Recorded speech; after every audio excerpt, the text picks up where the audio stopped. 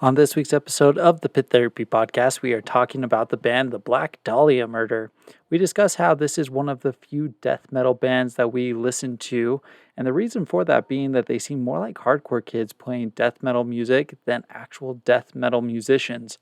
I talk about my first memories of these guys being the Statutory Ape video and seeing the late Trevor Strnad in basketball shorts with heartburn across his stomach and then kids hardcore dancing in their pits. For those of you who are heavily involved in death metal, we pose the question, what is it that you're looking for in the different songs that helps you differentiate them from each other? Recently, I've been getting more into death metal, but again, this is one of the true death metal bands that we were actually listening to growing up. So take it easy on us because we might have butchered this one. Let's open this pit up.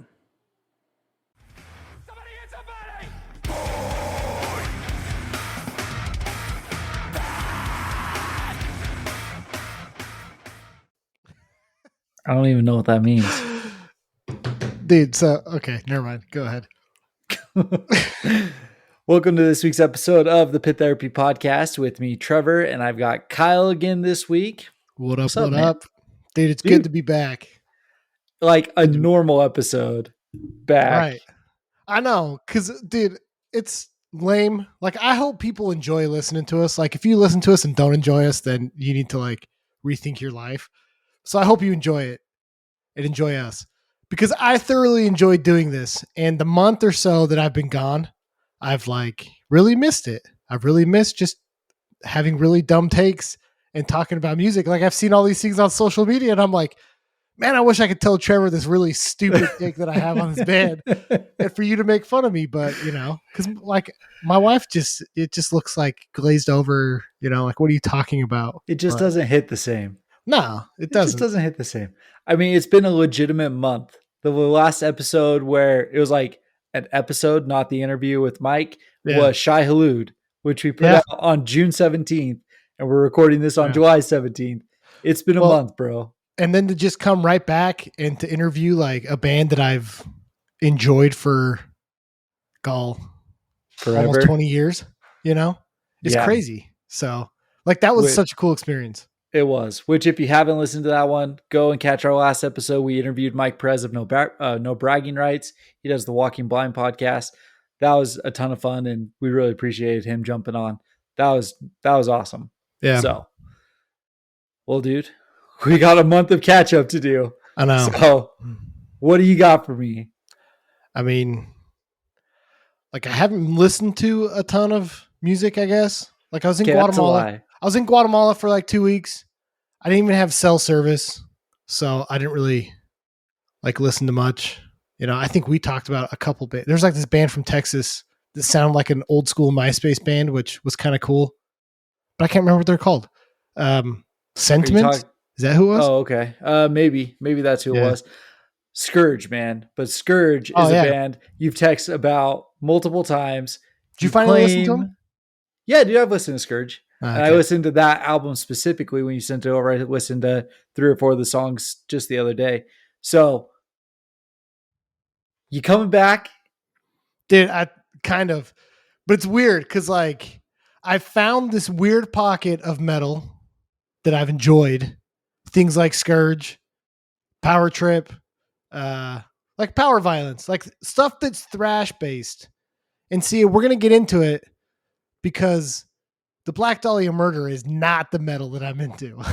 Oh, man. I had such a hard time listening to all this music. But, yeah, I'm coming back around a little bit. There's a little bit of metal that's all right, you know? It's more on the, like, Power Violence thrash side, but at least Scourge was dope. Scourge is dope. I did enjoy that album that you sent over. I don't have it in front of me to say the name. I feel bad about that. But, no, I wanted to talk, and we'll get into this in a minute, but I wanted to talk about Black Dahlia because of their new single, Aftermath. With the album that looks like a butthole. Sure. I mean, look at it. Like the oh my God. Well, all right then. It's the ocean swallowing ships and stuff. Sure but it I is. guess from a It's a distance, butthole with a bunch of dingleberries. dude, Dude, this is haven't why you missed me? like Haven't you missed me? for real though. This is the kind of stuff that's been lacking on the thing. And maybe this is why Mike decided to jump on with us because he hadn't heard that crap in a minute. So Maybe. Yeah. uh Uh, but no, that yeah. single is great. It was all right. I don't Ah, know. you're crazy. Yeah. You could tell it's a different singer, which I'm not saying that's a bad thing. I'm just saying like there's some difference. But we're skipping ahead. So Yeah. Yep. I'm Exactly. going to see, let's see. I don't know when this is going to release. I may or may not have already seen Koyo. That's this Oh. Saturday for me. Oh, sick. So I'll be hitting that up. Which who's on that? Is that It's Koyo, One Step Closer and it Anxious. is the 3. Yeah. Oh, I And thought they just wrapped that they're up. playing at a small venue that doesn't have a barricade. So it's going Dude, to be a ton of fun. nice. Hey, I bought these tickets like a couple months before because I saw the venue and I was like, man, that'll sell out, and Yeah, they're going to cram it and it's going to be real good. So nice. I'm Dude, pumped. I'm so bummed that I couldn't make it to the one here. I ended up giving my tickets away because first of all, the 4th of July, I already talked about this with Evan from Johnny Baseball, but it needs to be one day. I'm done with these like 3-day 4th of July events. What are you, a commie? No, man. Like I'm cool with the fireworks and all that stuff. You can do it for a month. I don't care. But when I have to like go to 3 different cities fireworks shows because I've got families in each of those cities over 3 different nights, I'm kind of over that. Yeah. Like I'm good with one. Good with one. I'm good with one parade. I'm happy with that. If I can go sit out on my lawn and watch other fireworks, awesome. I'm over traveling to multiple events for it though.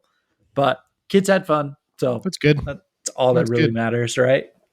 I mean, I don't know. Koyo's a cool show. So Yeah, I told my wife, I'm like, you should have just taken your kids to it.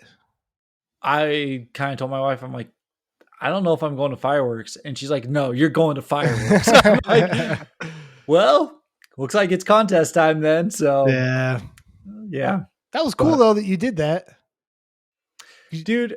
I was out of town. I was out of town when you did that, and I didn't like. I just started seeing all these Instagram messages popping up, and I was like, "Oh, he's giving away his ticket. That's cool." Yeah, Respect. I mean, there's no reason. Here's my feelings around it. I don't know if the show sold out or not. If it didn't, it was really close to selling out. But they would cost me $30. You know what I mean? It was like $30-$40. And I'm like, why not just give it to someone who either wasn't planning on going, couldn't afford it, whatever it was, it doesn't matter to me. So I don't need a resale for $20 when I paid $40 for it, right? Like it's not that big of a deal. So it was fun. It was cool just to give them away. I've actually bought several sets of tickets recently for upcoming shows. Like I just went and saw the Wonder Years on Monday. Oh yeah. And I bought 2 because my wife was supposed to go with me. My wife's pregnant and she's like, I'm not going and standing at a concert for 4 hours. So again, if you've been seeing social media posts, you'll probably see some more where there's an extra ticket floating around because I bought sets and I'm only using one. If you're in Salt Lake City, keep track of our social media. Not only will you get a free ticket, but you'll be thoroughly entertained by the stuff that we post, especially me. So yeah. And if we want to go over this again, if it's like legitimate and makes sense for the page, it's probably me. If it's AC/DC running across the stage playing guitar, that was a good one though, huh? What was that? I don't know, dude. Kyle. There's like this weird trend on social media of people doing like clips of stuff like that where they don't do the actual sound. They just like take away all the sounds, but just make it sound like the guy's going like, and it's way funny. It's great. I did one did you not see the one I posted about the guys doing crabcore? I probably did. And they're all like headbanging and you can hear them like grunting and their shoes are squeaking and stuff. It's way funny. Oh, I did see that one. I'm all for it. That one. So, but dude, The Wonder Years, they are such a good band live. Yeah. Absolutely incredible. So they hadn't been to Utah in like 2 years or something like that. So the Hum Goes On Forever came out 2022, and they hadn't played any of those songs live yet in Utah. So that was a ton of fun. It was at Soundwell, which is like our mid-sized venue. I think it kind of more or less replaced in the venue Okay. out here. It Okay. holds about 600 people. Yeah. And if they didn't sell out again, there was like 20 tickets left or something like that by the time doors opened. So they had four bands. Good Terms was the first one, which I've got a little bit of a complaint about Good Terms. Okay. So, You left on bad terms? yes, Okay. like it was not great. So they were up there. They're a four-piece, and they had three guys playing guitar and no bass. So they just backtracked the bass? Or they just didn't play Or they bass. just didn't have a I bass? don't know. I mean, like whatever it was, like they were playing like easy core style sound kind of thing. They Mm. had some breakdowns, a little bit of screaming, a few things like that, but it was still very, very poppy. But the freaking lead singer would like put his guitar down sometimes and just sing. Other times he would pick it up and he'd play guitar. I'm like, listen, man, one of you guys has to suck it up. One of you guys has to bite the bullet and play the damn bass. If it's the singer and you put the bass down every third song, I don't care. But don't do that. Don't do Why are three you guitarists and not a bass player. I mean, I don't know. It kind of just sounds like they're not really playing their instruments anyways. So at that point, just go full boy band and just wear like the white suits without shirts on and dance together, you know? Go like Beach Boy style. Like just everyone plays a guitar. They don't need anything. Like let's just go all guitar. Exactly. So I've never even heard of that band, so they I don't were know. they were fine. Like it was okay. The next band up was Like Roses. I was They're actually cool. pretty excited to see them. They put on a great They show. have the girl singer, right? Yep. Yeah. Uh-huh. She's good. She's really good. Yeah. They were I've heard solid. some of their stuff on social media before. It was great. Their guitarist, their other guitarist, he was on the side of the stage and he had a fan blowing on him. He had really long hair. It kept like blowing up. And Yeah. so I like did a post. It was like Roses brought us pop punk Jesus. So it was like flowing out there. So they were cool. And then, dude, I've seen Knuckle Puck like 4 or 5 times. I've never intentionally Bummer. gone to see Knuckle Puck. Yeah. Like they're a band that just didn't catch on for me. This show, I was a little bit more entertained by them. I might go listen to them a little bit more now. I thought that they put on a pretty good show and the Yeah. crowd really got into them. Their like older stuff's really good. Like they have their first EP or whatever is super cool. Yeah. But I don't know. Do you remember Jared Alonge or Alon? Yeah. Well, I don't know how you say his name. Do you remember the Miss like we Nuclear would Pook or something Canuckly like that. Pook? And they Canuckly like, Pook. dude, they like freaked out at him. Oh, yeah. Like it was really bad. And so ever since then, I was like, man, I don't know. Like it's obviously not that big of a deal and it's not going to like sway me from listening to him. But then I saw him live after that and I was like, these guys are kind of pretentious. I don't know. It Yeah. just kind of rubbed me the wrong way. And so I don't know. I saw them with 4 Year Strong. What was that last year? 2 years On ago. the Enemy of the World. On the Enemy of the World one. Yeah. Yeah. That was the time I've seen them. I don't even remember. They just happen to like always be on pop punk shows. So like anytime I've gone to a pop punk show, like typically Knuckle Puck's on there. I Like remember he got up the singer and he was like, "This is the heaviest song we've ever written." And it was like not the heaviest song. when you have someone like 4 year with you and stuff. So not even that, like just out of their music, I was like, man, like you can't even really mosh, like not like karate kick, ninja fighting Sure. mosh, but like push pit. Like you couldn't even really push pit yeah. to this stuff. And I'm like, what do you? I don't know. It was They're it not was my kind favorite. of fun at this show just because there was a ton of crowd surfing. Okay. So, everyone was trying to get up towards the stage. They did barricade this time. So, like, they were just pulling crowd surfers down. But it was cool that way. There was a lot of people crowd surfing, a lot of people going forward. That was awesome. But, dude, the Wonder Years, they're just so good. They're Like, amazing live. Yeah. I've always been a huge fan of them. I had forgotten that I had seen them, but I saw them with my wife like 12, 13 years ago. We All right. I don't remember. I want to say it was with Set Your Goals, maybe, but I don't remember. Anyways, it was a Um, awesome did they show on play Monday. like this? Wasn't like a tour for anything specific, right? They weren't playing an album or anything. No, they played through everything. They played a song off of every album except maybe Sister Cities, I think. Okay, So, which that that's was the cool. one album that I never really got into. So I'm not mad, but Yeah, I haven't really um listened to anything of theirs after The Greatest Generation, except for their most recent album. I think is pretty good. The Hum Goes On Forever is great, but No Yeah. Closer to Heaven might be like The Greatest Generation is definitely number one. The No Closer to Heaven might be number two for me. That Hmm. album is incredible. They got a guest vocal spot from the Fever 333 guy. What's his name? Do I you don't know even who know I'm what you're talking talking about? about. No. Okay. Well, they have a guest spot from him, and that guest spot's like one of my favorite, I guess, vocal spots ever. It's awesome. So that album's incredible. But about three songs in, I was just like, you know what, screw this. I pushed all the way to the front. I was standing there, like 2 people back, just like singing my heart Yeah, out. I love them. They're that's awesome. cool. No, dude, They're that's way awesome. cool. So, what about new music, new shows coming up? What do you got? I'm trying to think, man. I mean, I think you've talked about most of the news stories so far, and that's been a little bit. I mean, I was out of town for that one too. Yeah, So, just um, today, Sucker Punch dropped their latest single, All for Nothing. that's right. Dude, Sucker Punch might be my favorite band that we've talked about in terms of the local band series. They're really Like good. I enjoy we wouldn't talk about the other local bands if we didn't enjoy them. Like we go through probably what would you say 6 or 7 bands before we settle on who we're actually talking about kind of thing.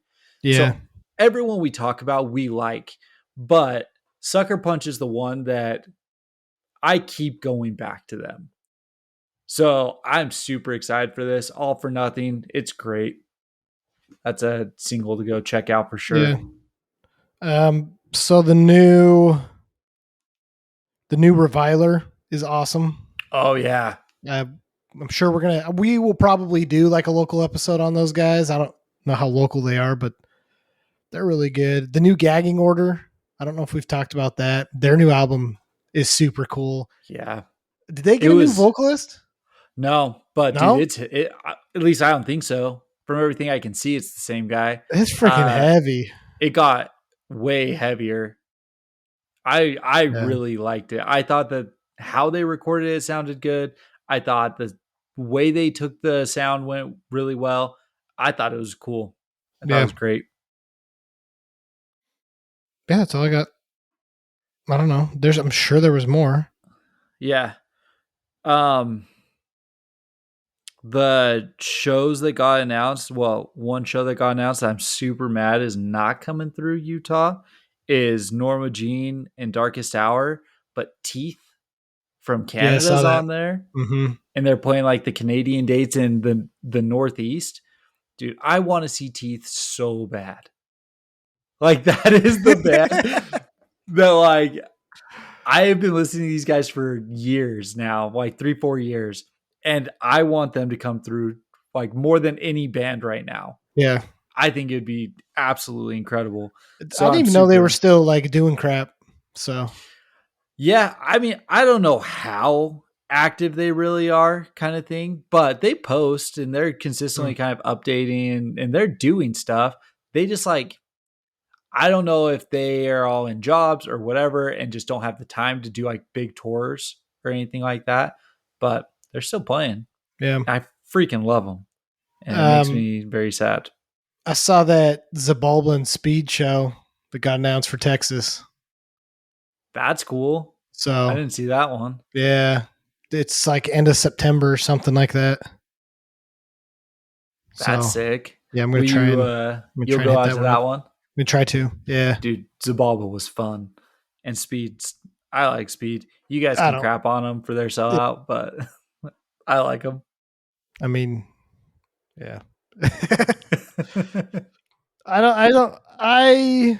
I don't think Speed is going to be one of those bands that is around in 5 years. You So don't? no, Because why? I don't feel like they're doing all this stuff for the right reasons with all the crap, the random flute, the Reebok or whatever, Foot Yeah. Locker sponsorship. See, and I disagree with you. I do think they'll be around. I almost wonder if they'll pull a turnstile though and start to change up Maybe, their sound a little bit. So maybe. we'll see. We'll see if they keep going. But I'll go to anyways, that show for Zabalba though, because I like Zabalba. dude, So that show was so fun too when yeah, they came through Salt Lake. I I love Zabalba now. Like I always liked Zabalba, but seeing him live, it was definitely different.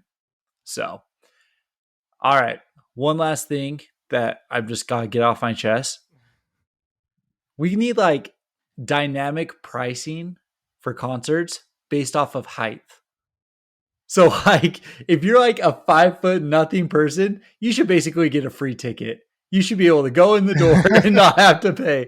Because I can't tell you how many like probably girlfriends or whoever were at the Wonder Years who did not see a second of that show because there were 6'2", 6'3" guys throughout the entire crowd. And those dudes should be paying like double a ticket price kind of thing. just be Like, taller, man. what? Yeah. No, man. Like, you should be required. Like, how tall are you? This is a standing room only show. How tall are you? 5 foot? Here you go. Here's your ticket. They don't count towards capacity. You're 6'2", 6'3". You sound like all these girls on 200%. Tinder that like won't date people because they're not tall enough. That's bodyism or whatever the term is. I can guarantee you quickly those dudes who are claiming to be 6 foot tall are not entering 6 foot to get cheaper ticket prices. Yeah. But no, dude, it was insane. How tall are you? I'm like 6'1", probably in my shoes kind of thing. Okay, so we're like the same height. Yeah, I think you're a little bit taller than me. So I'm probably 6. I never have issues. I don't. That shows. But I also buy tickets for my wife. And like when we went to Story of the Year, we were standing there and I'm like, this is awesome. She's like, yeah, I can't see him. Yeah, just stand in the back though. It's easier to see. And honestly, like if you're short and you're up front, it's better for you anyways, because when Fat Kyle jumps off the stage, like you're not the one catching me. Like the 6'3" dude is getting my foot in his face. So that's true. That's true. You know? That's a valid point. So like there's a little bit of benefit. You know? I don't know. My wife's 5'1" and she's complained about it. I'm like, tell your wife like there's this spot in the crowd that's like kind of a circle and it's wide open. We're gonna stand in the middle of that, and she'll see fine. Oh, perfect. Yeah, until you can't. But so 2 black guys happen. Yeah. Let's go. So, oh man. Well, we already kind of started to allude to this, but we're talking the Black Dahlia murder today. I can't believe that you're saying that you're only ho-hum on the Black Dahlia murder. So I listened to them a lot, like back in the day. What is the album that everybody? Nocturnal. I mean, Nocturnal was like what most people go to. Yeah. Like I listened to a crap ton of Nocturnal. So do you want me to get into my hate now, or do you want me to wait till it's like more specific? And it's not hate. It's just. So tell me, well, let me ask you this, okay? Because this is what I really wanted to talk about when talking about a death metal band. Black Dahlia might be like really the only death metal band I really listen to. I've started to listen to a little bit more, but not a ton. Black Dahlia was for a long time the death metal band for me. Yeah. I listened to a lot of deathcore, but not death metal, right? What is it about death metal that catches people? Because the different genres, right? There's something that catches you, right? Like pop punk, it's usually like singability. It's the easy to learn lyrics and all of the sing-alongs, the gang vocals, things like that catch you. For metalcore, a lot of the times, especially like the MySpace era, It was like the heavy bass drops, who could do the coolest Mhm. breakdown, things Yeah. along those lines. That's what we were looking for. When it comes to death metal, like I want to talk to someone who's like a huge death metal fan and be like, really, the Black Dahlia, a lot of the stuff sounds very similar to me. I know the songs that I love, but I can't tell you why I love those songs more than their other songs. Yeah. So, I mean, I agree with everything that you said. Um, I think so. Metal is very interesting, right? And the closest that we have is like when you get to punk and then like traditional hardcore punk, right? Like going from Yeah. Black Flag to Minor Threat is like not different. It's like what Mike said in the No Bragging Rights. Like most of the punk bands you like are actually hardcore bands. You know what I Yeah. mean? Yeah. But see, like metal, I feel like the scale for metal is like a lot broader, right? Because you have like power metal, which is like you want to be a Viking type stuff. You know, you have Sure. like Amon Norwegian. Amarth. Yeah, you know, then you have like Dragon Force and like I guess musically and instrumentally, like it's kind of similar, but when you get into like vocals of stuff, like you get this huge spectrum of metal, Yeah. right? And like I struggle with death metal, I struggle with black metal because I just can't do the vocals.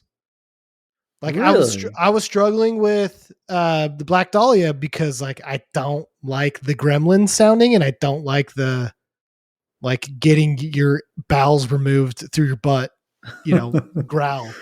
And so I think that's why I've gravitated towards thrash because thrash takes more of like a hardcore type vocal Yeah. and overlays it with like metal music, Yeah. like Judiciary, for example, is like super metal, but their vocalist, I can actually stand, but you get into like 200 Stab Wounds and Sanguisugabog and like the music is cool, but I just can't do those vocals, man. I just can't do it. Which, Like it dude, kills me. that new 200 Stab Wounds album is actually great. Ah, Like it's but a see, great but album. that's the thing though, is like, I feel like in hardcore music, you do get like a pretty big difference of what we categorize as hardcore. And if you want to be genre police or whatever, like whatever, but like to go from like Drug Church, for example, to like Drain, to like a beatdown band like Speed, like we Yeah. all consider those hardcore, but they're very different. If you listen to a death metal band, they're always going to sound the same. You know what I mean? Like it's just how it Yes. is. I mean, to an extent, right? I do think that bands like Black Dahlia and I don't know. There's a lot of the bands that treaded the line of like true like death metal that I enjoyed. They ended up throwing breakdowns in there. So they started being categorized as deathcore. You know Mm-hmm. what I mean? So like when Black Dahlia came out, there was also like As Blood Runs Black. There was like All Shall Perish. There was like even Yeah, but Suicide those are Silence. deathcore bands. Exactly. But until the breakdown, they sound like Black Dahlia. I think Black Dahlia's problem was that they were very involved in hardcore, right? I mean, they toured with Right. Terror. You know what I mean? So like I think the reason why they get categorized with bands like As Blood Runs Black or All Shall Perish or whatever is because those guys as well are hardcore kids playing metal music. Heavier But music. but there are death metal bands that sound exactly like the Black Dahlia that are part of metal culture, not hardcore. You know what I mean? I think you and I have this skewed perception because like All Shall Perish is dope, right? Yeah. War of Ages, for example. War of Ages is like a top 20 band for me. Like I freaking love War of Ages. But Why are you bringing up War of Ages? They're like metalcore through and through. no, I know, but I'm just saying that like they're like metalcore, but they tour with hardcore bands. They used to play at Okay. hardcore festivals. Okay. That's what I'm saying. Is like I think Black Dahlia, like we have this perception of Black Dahlia that people that are big into death metal are not gonna have. You I'm know? following your train of thought there. And I agree with you. I do think that that is why Black Dahlia stood out because, like, my first memories of Black Dahlia are Miasma. Like, that Yeah. album, it's absolutely fantastic. But like my very first impression of Black Dahlia was the Statutory Ape music video Yeah. where he's running around in the ape costume. Monkeys. Yeah. Yeah, but they're up on stage and there's kids hardcore dancing to Black Dahlia. And their vocalist, Trevor, before he passed away, like the thing about Black Dahlia is they always looked like they were having fun. Yeah. They weren't up there with like they grew their hair out at some point, right? But they didn't just have it like down over their faces. They weren't just like hair spinning like Cannibal Corpse and stuff like what you saw in Ace Ventura. Yeah. Like he was typically in a pair of basketball shorts, his shirt off. He had heartburn tattooed across his stomach, and they were usually just like going wild on stage. Like Yeah. it was a much more hardcore feel, a much more like MySpace era, like metalcore Deathcore. band, deathcore. This sounds weird, but they're a deathcore band that doesn't break down. No, exactly. And that's Right. my point about like the As Blood Runs Blacks, Yeah. the Abacabs, like weird bands like that, Job for a right? Cowboy. Job for a Cowboy is they were playing the fast stuff, and then where it should have broken down, it just didn't break down. They soloed instead. And that's what keeps them more death metal. I mean, I'm really torn on that because I went back and listened to them and I was like, I can appreciate that there's a band that's been around for, I don't know, what, 2003, so almost 30 years, 20 years. What is that? 21. 21. Math. Nerd that you knew that. What? That's been around that long and didn't give in to breakdowns. That was part of the hardcore scene. Like, part of me was like, I appreciate that. Like, that's kind of cool. Like, not every song needs a breakdown. But then the other part of me was like, I listened to some of these songs. I was like, oh man, a breakdown would be so sick at this part. So I was like torn. Like the adult in me was like, not everything needs a breakdown. But the kid in me was like, man, this breakdown would have been perfect right here. Right, right. So did you have a chance to find their demo, What a Horrible Night to Have a Curse? No. So it's a metalcore album. Like it feels very, so this is 2001, right? 2001 is when they put out their first demo, and it breakdown. It has a lot of what early 2000s, 2005 deathcore sounded like. Sounds very reminiscent of a Blood Runs Black, bands like that, right? So their transition into more of death metal is actually kind of interesting because they were already treading that line. Like Trevor, prior to like really getting back into, he grew up initially on death metal and was all into like the Cannibal Corpses, all of the Frozen Souls, all of that kind of stuff, and then transitioned into hardcore. And when they got their start in Detroit, they were playing with hardcore bands. Like you said, they played with Terror. They played with, who was the other big band that got called out that they were playing with early on? Unearth. Despised Icon. Yeah, Despised is a deathcore band. Oh, they are? Or less. Oh, yeah, right. I mean, Despised, they tread that line as well, but they were one of the more initial deathcore bands also. I'm talking Unearth, Terror. I think they played shows with like Madball when they came through and stuff like that. He turned into kind of a hardcore kid. And then as they started the band and as they transitioned that sound into the death metal thing, that's when he really got back into like the death metal of everything. He credits Carcass as like his main influence for vocals, doing the highs and the lows and stuff like that. I also think that that was the thing about Black Dahlia that really set them apart is he was crazy high at the time and then crazy low for the time, right? Because again, I think that you had thrash that was very high, and then you had like black metal that was like very low, and death metal. And like traditional death metal, it was like very low. Right, Cannibal Corpse and stuff along those lines, So for me, that's why Black Dahlia stood apart is they did things just a little bit different. I didn't like all the crazy gruesome imagery of traditional death metal as well. And although their lyrics like talk about that kind of stuff, I was never a big lyric, like pay attention to the lyric kind of guy initially. Right. But like I couldn't do Cannibal Corpse. like a song titled "I Come Blood." I can't do that. You know what I mean? Like Yeah. it just didn't sit well with me.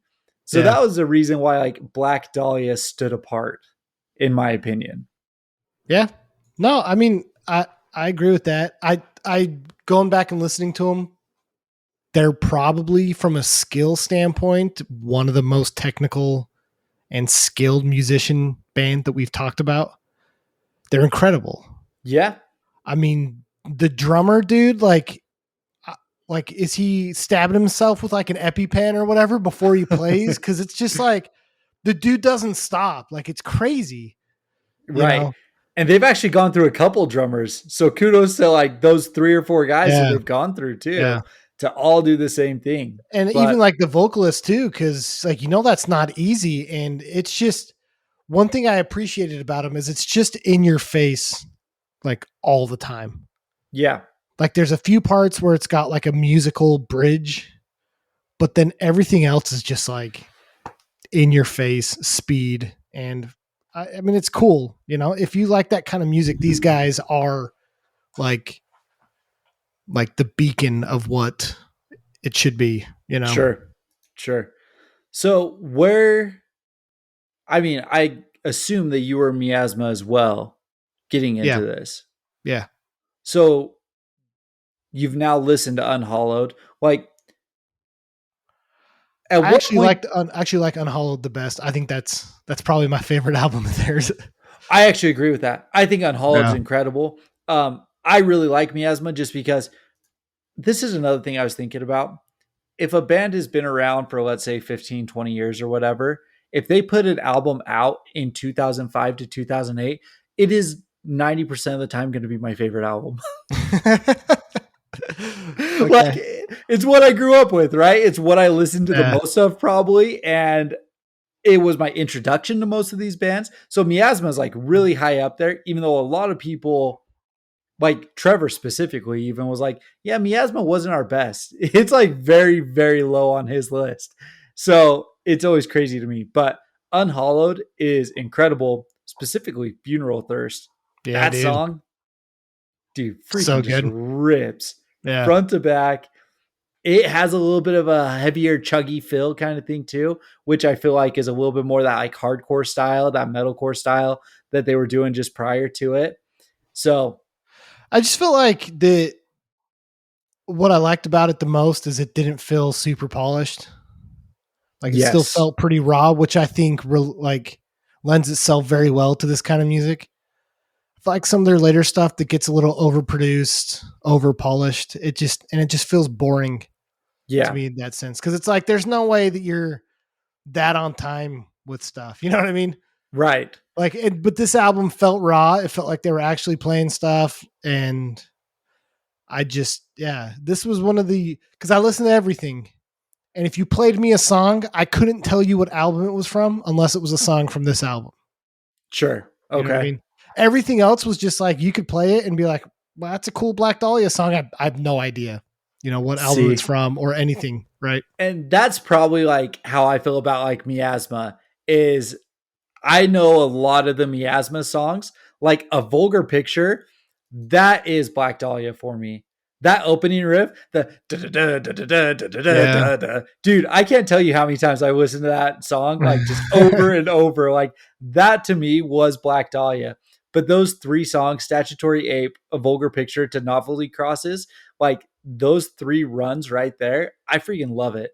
So Yeah. miasma definitely holds like a soft place in my heart. And then we go into Nocturnal, right? This Yeah, I is remember this album. I remember this album came out and listening to it.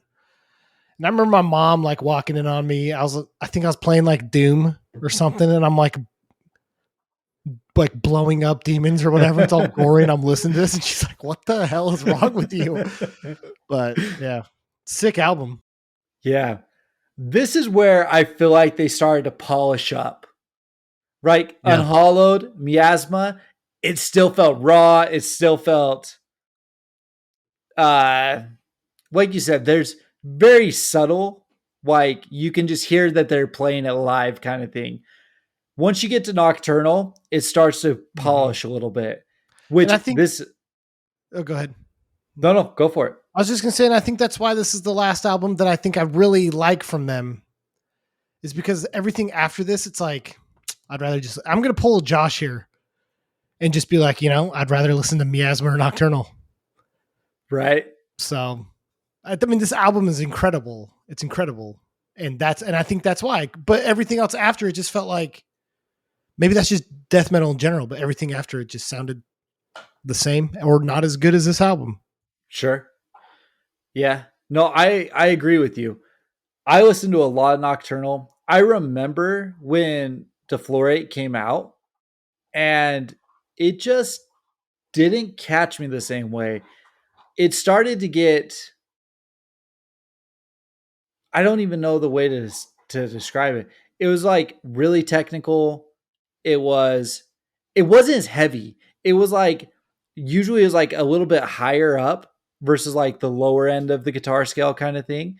And it was just like a little bit faster. Well, no, it wasn't faster. I shouldn't say that.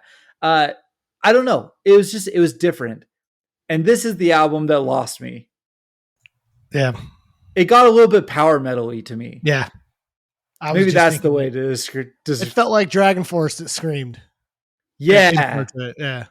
Okay. Because you had some of those like weird solos where like they're very like riding a horse into battle type solos. You know what I mean? Sure.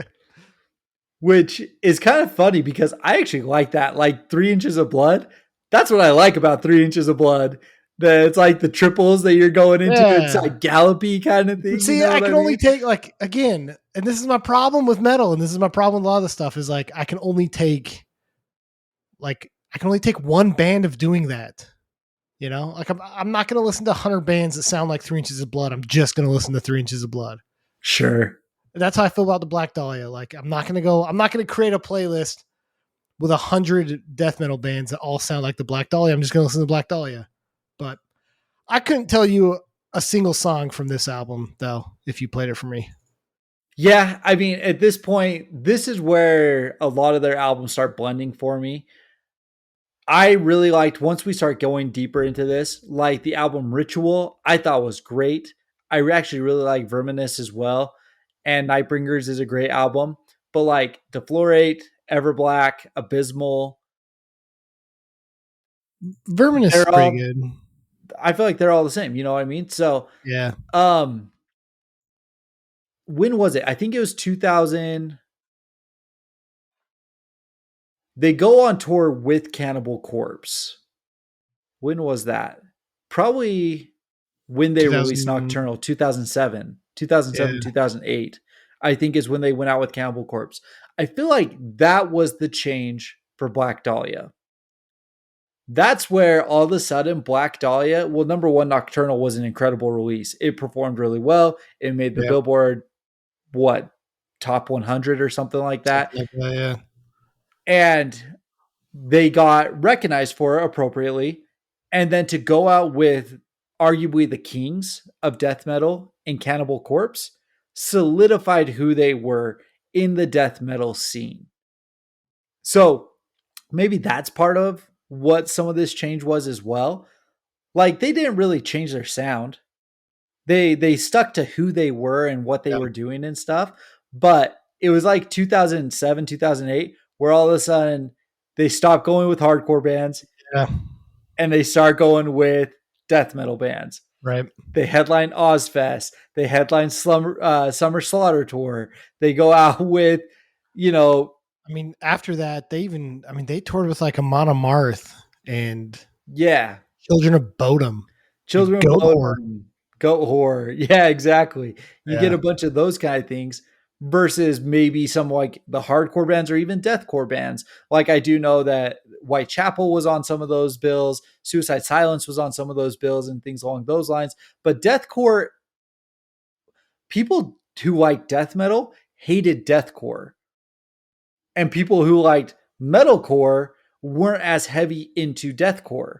Right. Deathcore was like a weird subgenre that just received a ton of hate for a long Well, time. I think it depended on where you were from too, because like deathcore was it in Salt Lake for We a did. bunch of years, you know. We liked deathcore. We had But like, Chelsea Grin. yeah, you go out east and like nobody liked deathcore, Yeah, it's except for weird. deathcore people. You know what I mean? Right, right. It was a really weird population because now deathcore is like everywhere, right? People love deathcore, Yeah, but so it was probably 2007, 2008 where this change really took place. it's a good So point. I never thought of that. I mean, you're right. That's a good point. That it's like they just decided, like, I guess this is who we are. Let's yeah, go play with Cannibal Corpse. and I mean, Yeah, kudos to them. They were Billboard Top 100 with like the next 8 albums. All of them have been Billboard Top yeah. 200. Incredible run. And this album with a butthole as a cover is probably gonna do it too. Is Billboard still a thing on album releases? Yeah, Is there's all it? that. Yeah, there's all that drama with like Taylor Swift. Those That are whenever records, though. No, is it? Okay, maybe I don't Billboard's know. not. I don't know, dude. I don't know anymore. But I think that's also the time that I lost interest because I wasn't going to go to those shows. You know what I mean? I wasn't going to Summer Slaughter. I wasn't going to Cannibal Corpse. Yeah, Like I was going to other shows at the time. You know, we listened to a lot of metalcore is what we were listening to in pop punk.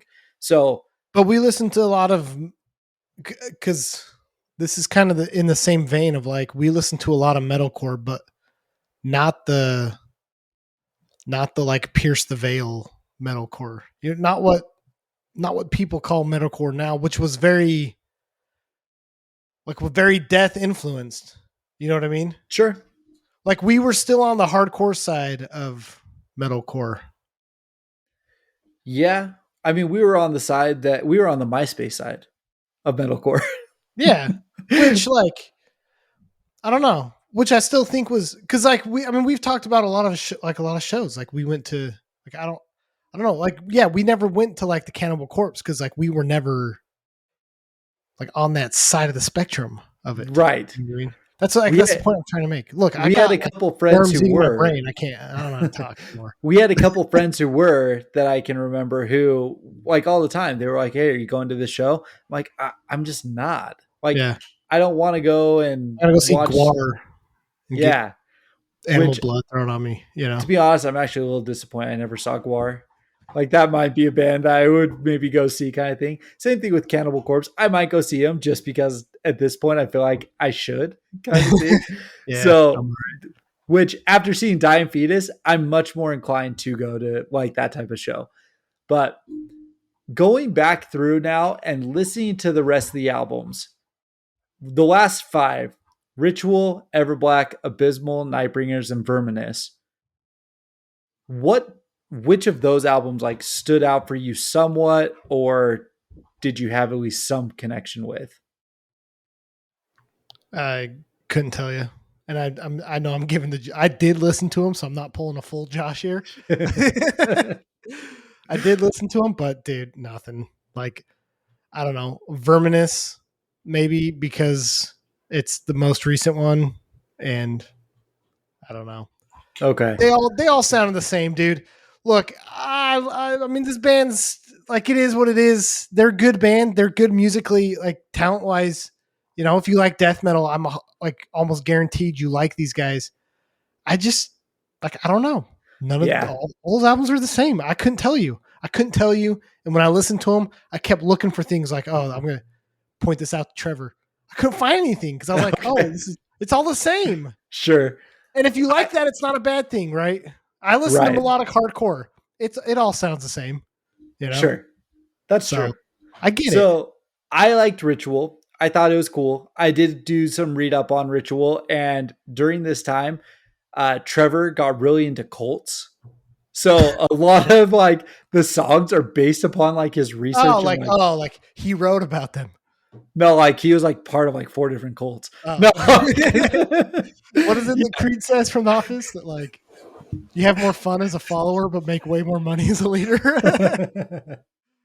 Which I mean, honestly, dude, these dudes led the cult of Black Dahlia for a long time, kind of thing. pretty much. Yeah. So I really like this album. I think it's really good. Moonlight Equilibrium It's a fun song. It's really fast. It's really aggressive. I think his vocals go really hard on it. I think it's great. Again, though, like I don't know if I could like sit here and tell you a ton of the different songs. Moonlight definitely stood out for me. The next album that like Everblack didn't do anything for me.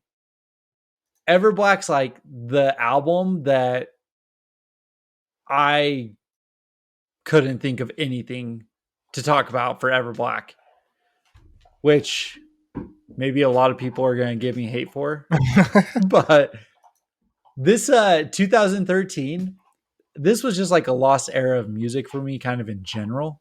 You know what I mean? Yeah. Like I was listening to a lot of pop punk. I was listening to Neck Deep, a lot of The Story So Far. 4 Year Strong was in concert like rotation and stuff. I didn't even know this album really existed. Like I've seen it, but I've never listened to it until we were doing this episode. I did though listen to Abysmal, Nightbreakers, and Verminous all when they did come out. Abysmal's interesting. So they wrote this album in hopes of going back towards like a more nocturnal type of feel. Like Mm. they wanted to keep it very raw, unpolished. They wanted you to be able to like mid 2000s feel, you know what I mean? And they submitted the record to the record label and they're like, nope, you got to remix that. You got to remaster it. And they made them polish it up. Bummer. It's kind of interesting.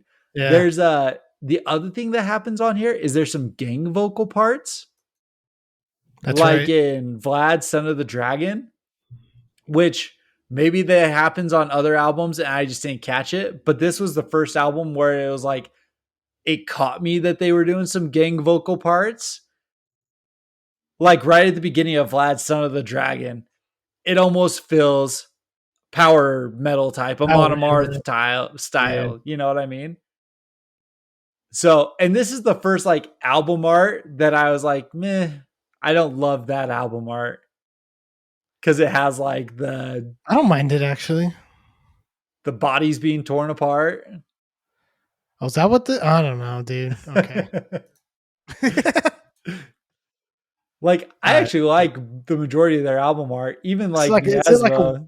is it like one of those Rorschach things where it's like, what does that look like to you, Trevor? Bodies being torn apart, which means there's something wrong with you.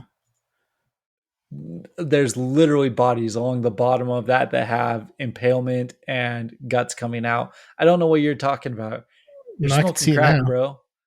I couldn't Like notice it before, but I noticed it now. I just was focused on the weird butthole at the top of it. What is it with dude, their obsession with buttholes? it's your obsession, apparently. Like, you're the one Rorschaching this thing, and that's all you can think about, dude. Like, Dude, okay, but like, tell me that freaking aftermath or whatever. okay, you can have that one, all right. All right, But that's fine. All right. I Yeah, think, I don't remember. I mean, now that I went back and listened to Vlad, Son of the Dragon or whatever right now, I do remember that gang vocal part, but okay. So there's yeah, one thing I remember from one of these albums. yeah. So, and then Nightbringers even like slowed down a little bit, like the song itself, Nightbringers. Like it's more of just like a I don't know, it's a slower tempo to get started, right? It's not Yeah. the fast, just constant, like in your face as a lot of Black Dahlia is. It does pick up later into the song, but a lot of it starts to feel power metal-y to me, Viking metal-ish kind of thing. So I don't know. It's probably Like, when like Norwegian death metal or whatever is making a huge, because I feel like that's all people talked about for a while. yeah, Like yeah. Norwegian death metal. I'm uh I'm actually gonna go see these guys when they come through.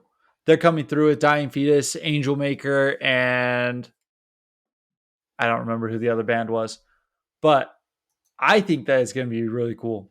I think that once Trevor passed away and Brian decided to keep the band going, which Trevor, I guess if you don't know, Trevor Strnad, I think is how you pronounce his name, is his last name there. he passed away in 2022. It was pretty shocking, right? They never officially said anything, but they did include the suicide prevention hotline in their announcement that he had passed away. So it's assumed that that is what Yeah. happened. Um, but they took a second, and then Brian Eschbach, who was their guitar player, who's been with Trevor since 2001 when they started the band, like he was the only original, he's taking over vocal duties.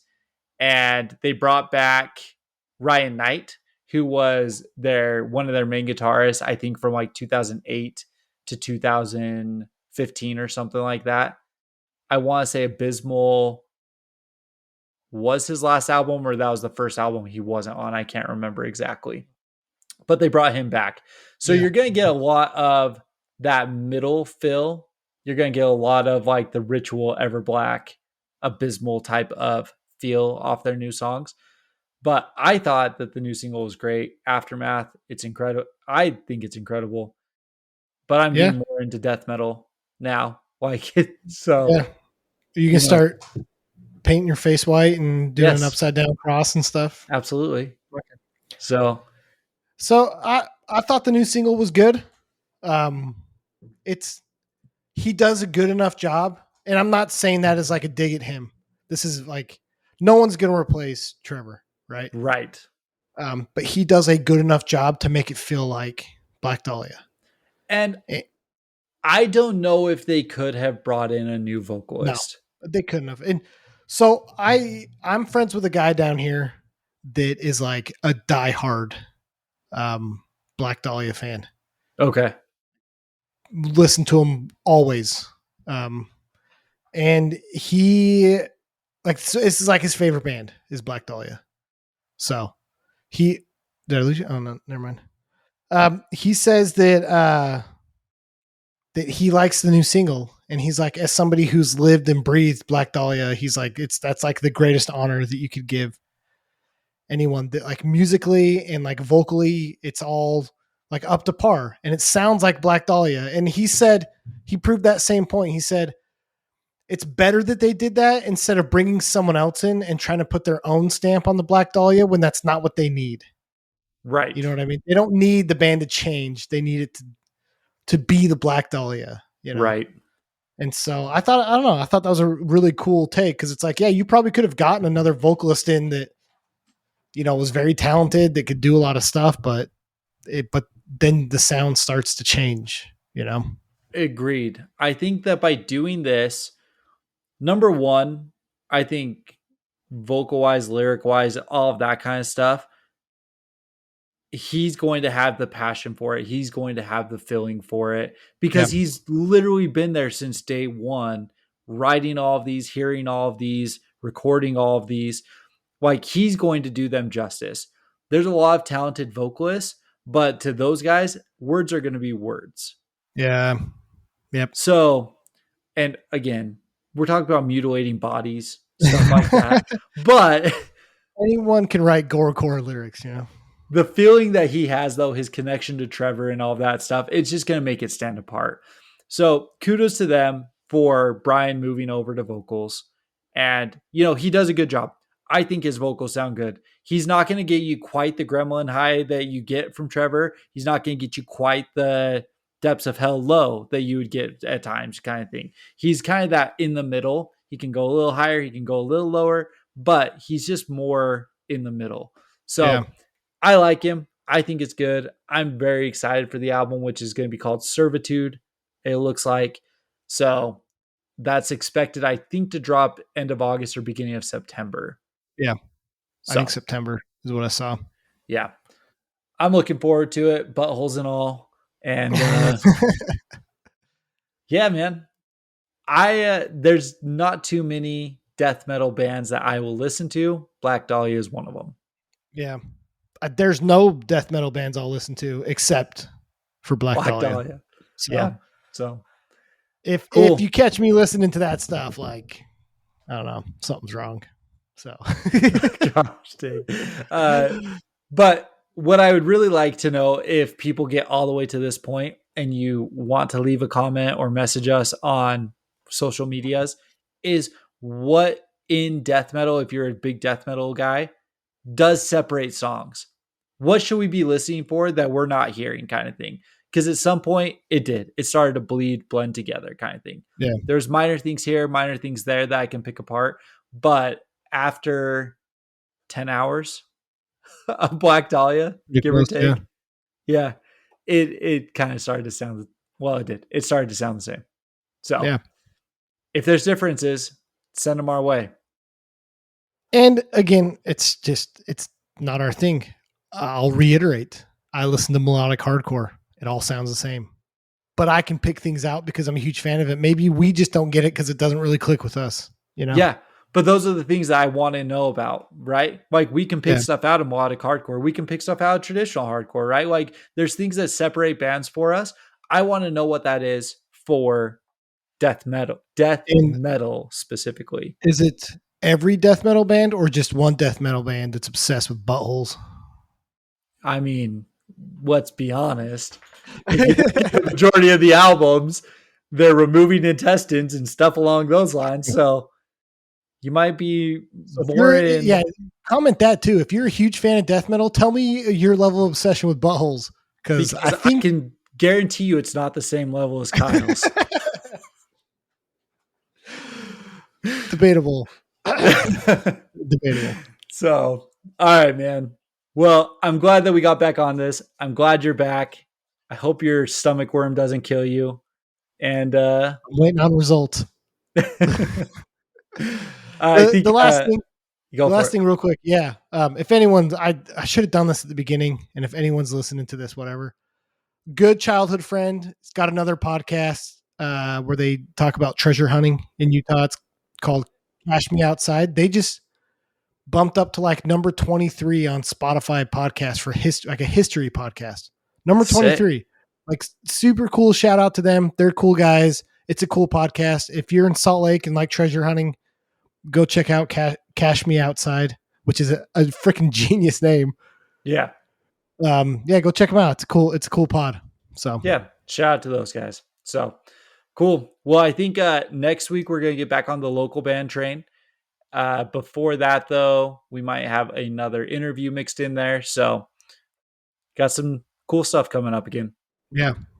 Getting back to it now that vacation's on, unless, like I die from my tapeworms. So yeah.